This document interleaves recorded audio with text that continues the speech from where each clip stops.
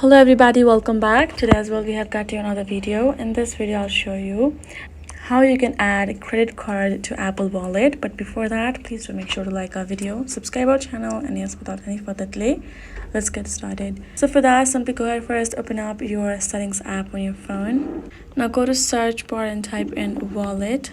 And from over here, go ahead, tap on this option of wallet and Apple Pay. Right away you will find this option of add card on top. All you gotta do is tap on it, and then it will simply ask you to provide your card number, your expiration date, your SSN number, as it might ask again for that information as well. Go ahead, provide all of the information accordingly, and you will be able to simply tap on this add option which will be given on top right corner. Once you have done that, you will be able to add it, and now we can simply go ahead, go back, open up your wallet app, and you will be able to access it right over here as well. So that is how you can do it. Hope this video was helpful to y'all. Thank you so much for watching, and yes, I'll see you guys in our next video.